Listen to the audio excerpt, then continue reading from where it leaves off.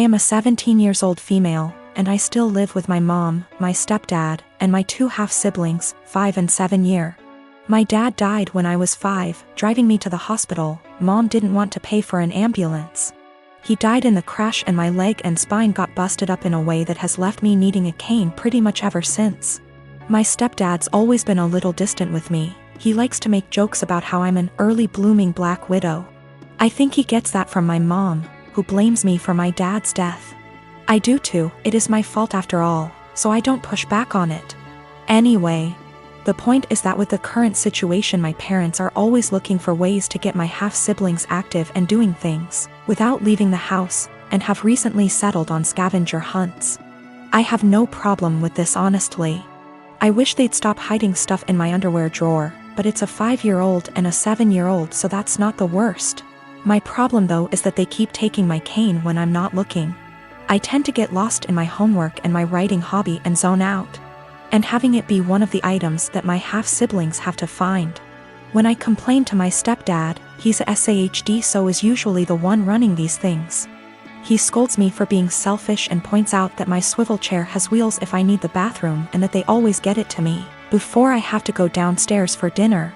I tried my mom yesterday, and she said that I was being a brat and that if I wanted a father who cared about me, I shouldn't have killed my dad. I got really upset at that point and called my grandparents, my mom's parents. Dads are dead too. They showed up at 10 p.m. yesterday, and Grandma screamed at them while Grandpa packed my stuff up and helped me out to their car.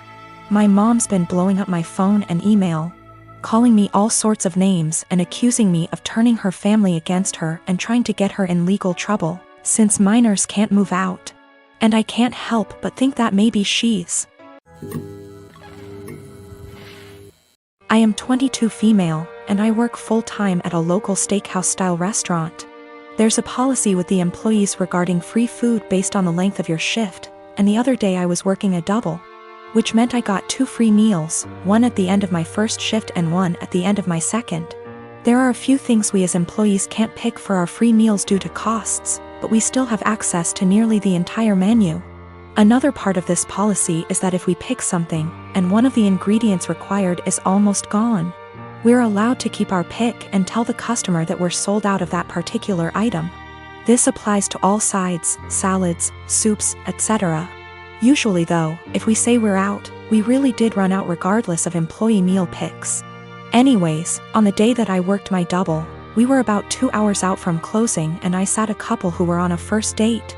Just assuming by some things they said, plus he name-dropped a popular dating app.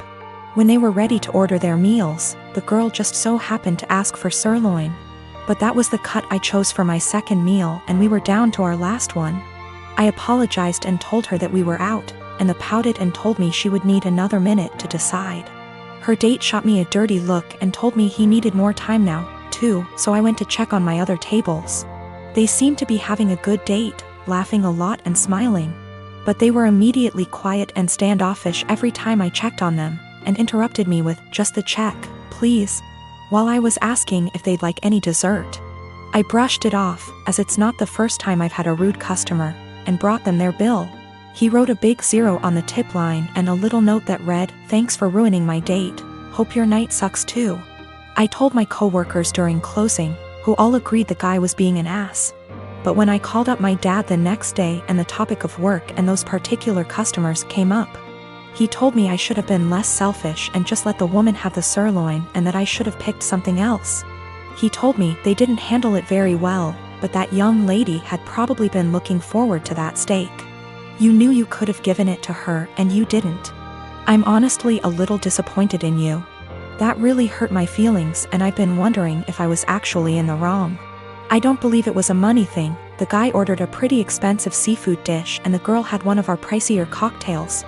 The sirloin is not our cheapest steak option. Yes, I'm aware that it's a weird policy. But it's our policy and my bosses encourage employee satisfaction so that we can ensure customer satisfaction. I do not eat steak for free every day I work there. I have it once every 1 to 2 weeks.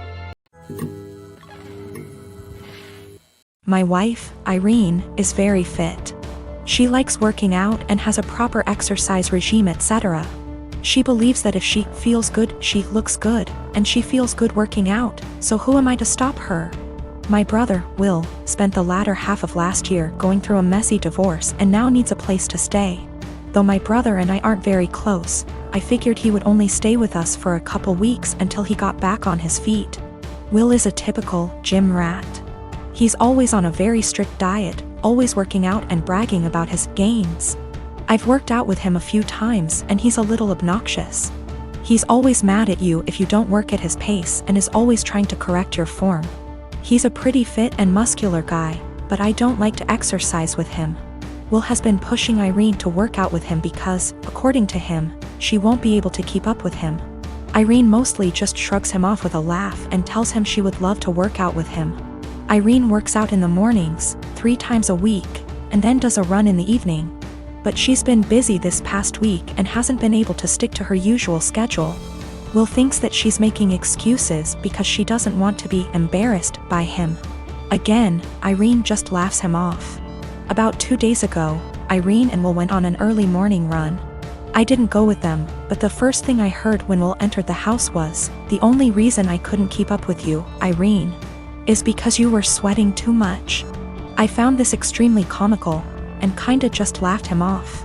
Irene rolled her eyes and went to take a shower, so I thought that the conversation would die. However, Will just kept bringing up my wife's sweat. My wife went to work and he told her to make sure she doesn't sweat through her clothes, or when she called me in the middle of day. He yelled, "Tell the sweaty." I said hi. Of course, the comment aggravated me and I told him to knock it off and stop acting like a child. I thought that was the end of it, but he just kept going. By the end of the day, I was tired of his comments, but Irene seemed rather unfazed by them. When she served him food, he made a comment about her sweating into the food. At this point, I was at my wit's end and I told him to stop acting like a sore, slow, referring to his running pace, loser, and eat his food. Will, of course, got angry, and said the only reason he was going slower than usual was because he was distracted by my wife's unhygienic sweat. Irene looked a bit offended by this, and I told Will that I would kick him out if he made another comment like that. He's been super pissed ever since. I jokingly told this story to a mutual friend and they agreed with Will. Maybe I shouldn't be so harsh. I didn't expect this amount of responses. I've decided to kick him out. He will be staying at a nearby hotel now. I was born when my parents were both 19, and my only other brother, let's call him Josh, was born when they were 42.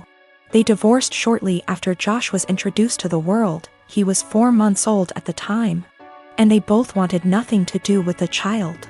At the time, I was 23 and I was living alone with my then girlfriend who was 21, now my wife.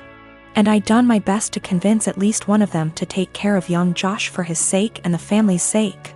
But they refused adamantly and said that I should be taking custody of him instead. So I became legal guardian of my brother and he's been living with us for the past 12 years and things have been going really smooth for us. Josh, now almost 13, has been calling me Dad and my wife Mum and our 2 children, 4, 9 years.